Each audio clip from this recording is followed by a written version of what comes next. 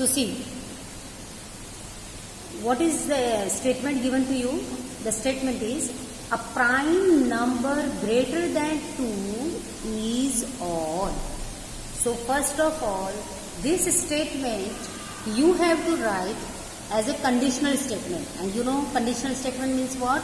Where you have if part and then part. Means you have to convert the given statement into if then form. Okay, that is called as conditional statement. So if part is which part? Given part. And then part is to prove part.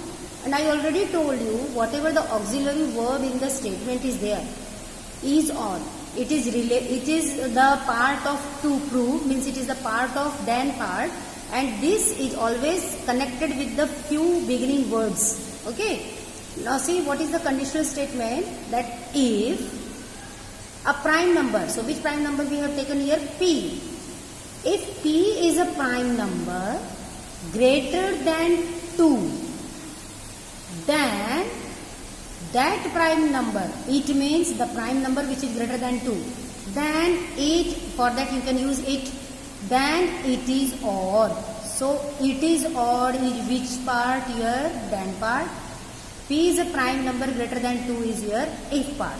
So now it will be very easy to write given part and to prove part. So in theorems you have to always write given part, to prove part, and then we start with the proof. So if part is your given part. What is if part? P is a prime number greater than 2.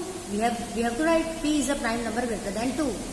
So if P is a prime number which is greater than 2, then what are the divisors of P? The divisors, you know the divisors? So the divisors of P will be what? 1 and P.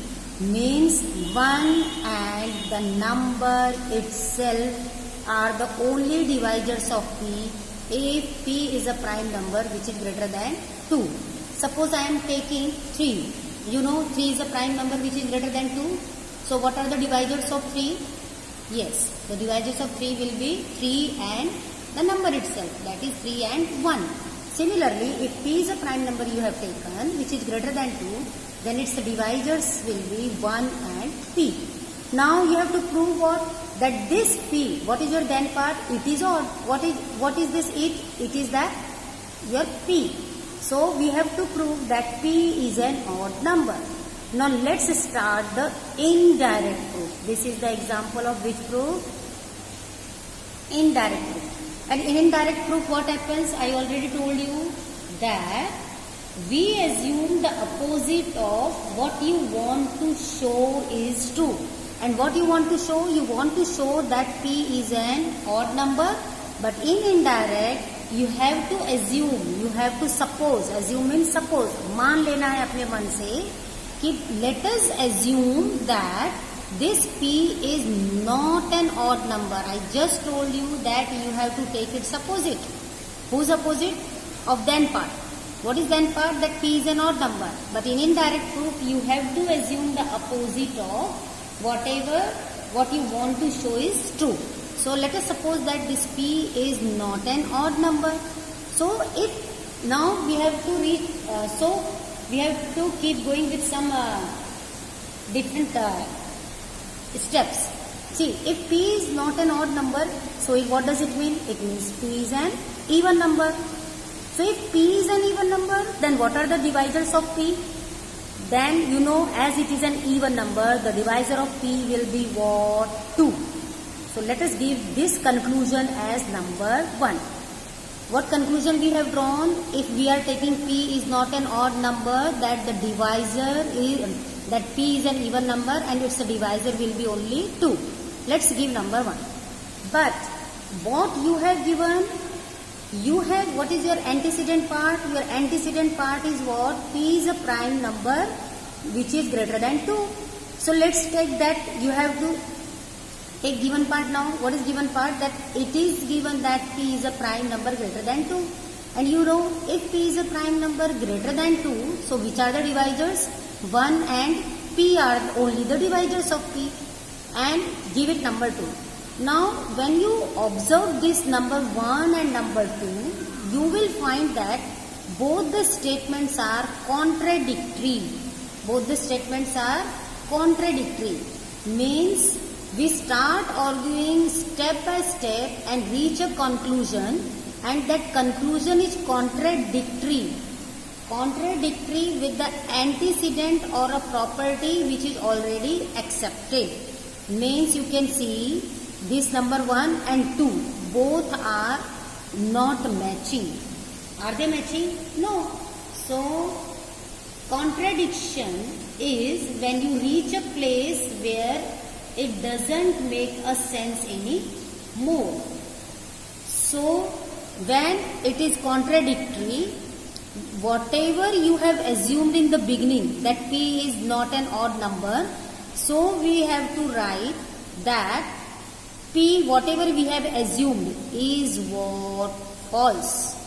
Means whatever we have, our assumption, we have supposed that P is not an odd number, is what now? It is false. And then we have to accept that whatever consequent part is what? True. And what is the consequent part? What is the consequent part? The consequent part is what? P is an odd number. So we have to accept that whatever in the statement it is saying that a prime number greater than 2 is odd, we have to accept it. So it is accepted that the consequent is true. Getting my point? It's easy and easy. Only just you have to assume that whatever your consequent part is false. So as here it is given that P is, it was in the proof, to prove that P is an odd number, you have to assume that P is not an odd number. So what step you get? That a divisor of P is what? 2. But is it matching with the given part? We have, what is our antecedent part? Our antecedent part says that P is a prime number greater than 2. So 1 and P are the only divisors. So this and this are not matching. Means we reach to a contradiction. Both the statements are contradictory. So after that, where we reach to the point of contradiction, so we have to say that whatever we have assumed in the beginning is what? False. So we have to accept that whatever we have to prove in the statement it is mentioned that P is an odd number, that you have to accept. Okay. So here also you see the definition of indirect proof is given, that this type of proof starts with an assumption that the consequence is false. Means you have to take the opposite of consequence. And using that consequence is false, using that assumption and the properties accepted earlier, we start arguing step by step like this and reach to a conclusion. And that conclusion is contradictory with the antecedent or a property which is already accepted.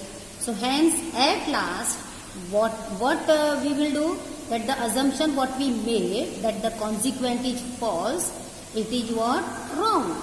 So what we have to accept whatever it is written in the then part, means consequent is true.